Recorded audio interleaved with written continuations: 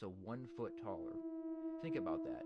When you think of Indians, Native Americans, do you think of them as tall people, or do you think of them as small people? These were the Oconee and the Tamaulipas tribe of the Muskegon culture, who in turn were the ancestors of the Creek culture. The Spanish named them Los Indios Giantes, the Giant Indians. De Soto's chroniclers wrote that some of the, quote, great sons, chief priests, of these provinces were 7 feet tall. Now, we have 7 feet tall people to this day. But this is in the 1540s. There weren't supposed to be 7-footers back then, especially Native Americans, and especially a ruling class of Native Americans. Now, when they're saying this, they're not saying all Native Americans were 7 feet tall, but they're talking about this ruling class in specific tribes. So this tribe specifically, you have people that are 6+ feet tall, and then the ruling class up to 7 feet tall. This is why academia likes to omit these key details, because it doesn't fit into their pre-existing paradigm. Ask yourself, what's going on here where you have this ruling class of these abnormally large humans that are extremely culturally advanced, building these incredible mound sites that just incredible archaeoastrology.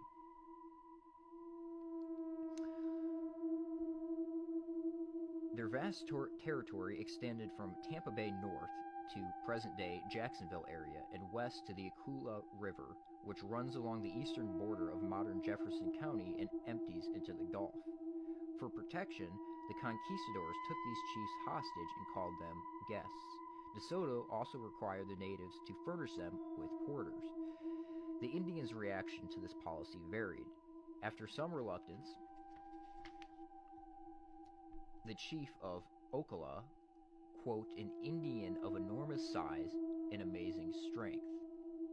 Now, let me stop for a second here as I continue to read this. Remember, academia will take these Spanish reports and use them as fact. This is where we get our history from, right? But they will omit these key details. Why? Why are we omitting the fact that there are 7-footers here?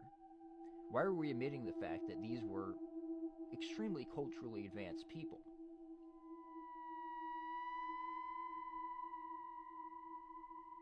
When the chief of Ocala finally agreed to become De Soto's guest, Viticho, the chief in the neighboring province of Calquin, present-day Alcoa County, consented only after his daughter fell into Soto's hands. But even while being detained, Viticho and his tall warriors secretly managed 2 uprisings. Copify, the chief of the Appalachee around Tallahassee,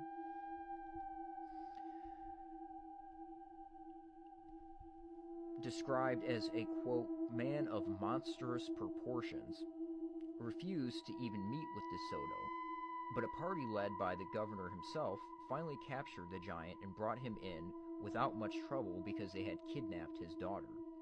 Hernando de Soto's meeting with the giants continued as he pushed further inland.